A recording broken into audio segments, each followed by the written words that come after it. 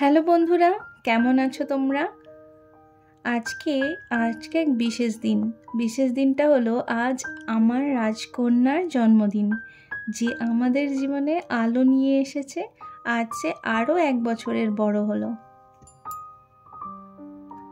এটা ছিল তার জন্মদিনের আগের দিন। স্কুলে যেহেতু জন্মদিন সেলিব্রেট করতেই হবে, এটা আমার মেয়ের মাস্ট রিকোয়ার ছিল। সেই জন্য আগের দিন আমরা পৌঁছে গেছিলাম ওর স্কুলে ওর জন্মদিন সেলিব্রেট করার জন্য, ওর বন্ধুবান্ধব ও টিচারদের সঙ্গে।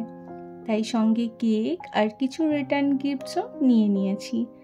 এবার যেহেতু বাড়ি থেকে কেউই আসেনি, তাই একটা ছোট্ট করেই জন্মদিনের আয়োজন করা হয়েছিল। এই হচ্ছে ওর স্কুলের টিচার আর ফ্রেন্ডসরা। এতটা খুশি ওকে দেখলে না মনটাই ভরে যায়। তাই আগের দিনে স্কুলেই বার্থডেটা সেলিব্রেট করে নিয়েছি। খুব সুন্দর করে ওর বার্থডে উপলক্ষে স্কুলটাকেও সাজিয়েছিল। মেয়ে তো দেখে খুব খুশি। তারপরে স্কুলের বাইরে একটা ফিশের ট্যাঙ্ক রয়েছে, সেখানে ওকে একবার করে যেতেই হবে ফিশগুলোকে বাই বাই করার জন্য।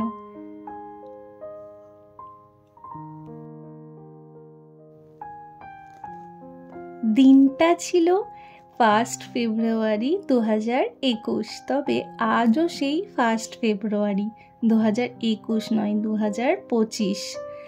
দেখতে দেখতে 4 বছর কিভাবে বেরিয়ে গেল কিছুই বুঝতে পারলাম না।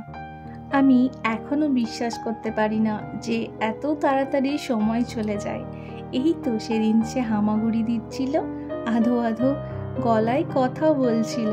আজ সে স্কুলে যায়, বন্ধুদের সঙ্গে খেলাও করে, আবার নানান রকম দুষ্টুমিতে ঘরকেও মাতিয়ে রাখে।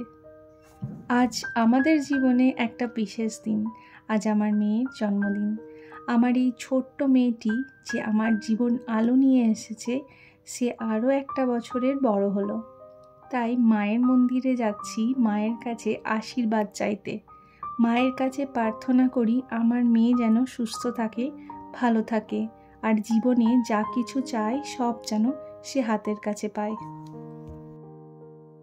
বারটা আজকে শনিবার পড়েছে, আর মায়ের মন্দিরে সকাল 7:30টার সময় পুজোও শুরু হয়ে গেছে। মাকে পুজো দিয়ে আমি বাড়িতে এসে দেখি মেয়ের ইচ্ছে হয়েছে বার্থডের জন্য ভালো মন্দ ড্রেস পরে, একটু গয়নাগাটি পরে সেজে গুজে রেডি হয়ে থাকবে। তাই আর বলতে যেমন কাজও তেমন। সঙ্গে সঙ্গে ওকে একটা ওর যে জন্মদিনের ড্রেসটা কেনা হয়েছিল সেটা পরিয়ে দিলাম, সঙ্গে সাজুগুজু করিয়ে কিছু জুয়েলারি পরে দিলাম।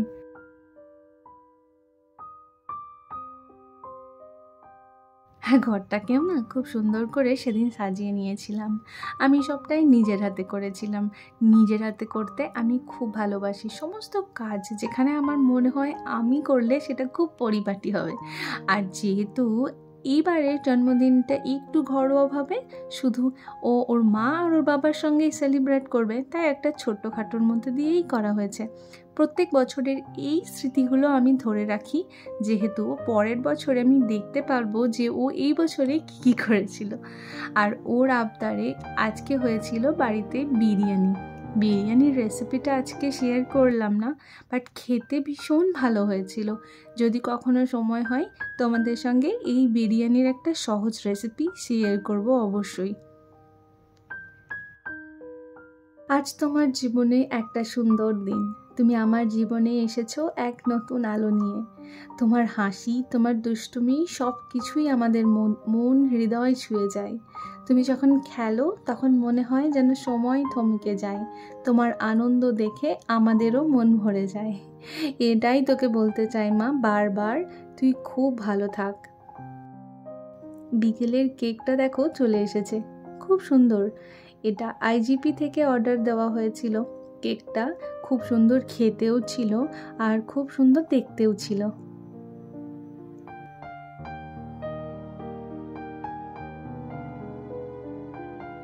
সন্ধ্যাবেলায় আর একটা ড্রেস পরিয়ে দিয়েছি, আর একটা ড্রেস পরে ও বার্থডে কেকটা কাট করবে।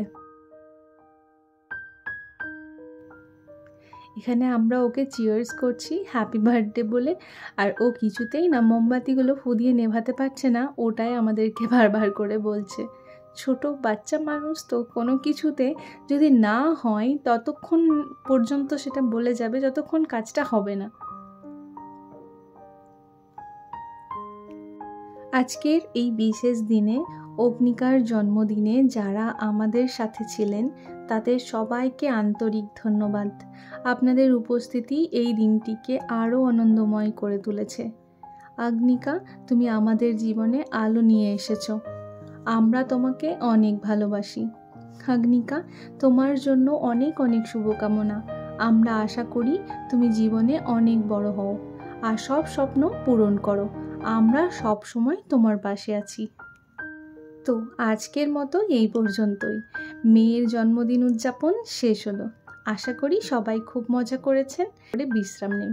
আর হ্যাঁ, অগ্নিকাকে জন্মদিনের শুভেচ্ছা জানাতে ভুলবেন না। দেখা হচ্ছে পরবর্তী ভিডিওতে। ভালো থাকবেন, সুস্থ থাকবেন, আর ভালো লাগলে অবশ্যই চ্যানেলটাকে সাবস্ক্রাইব করবেন।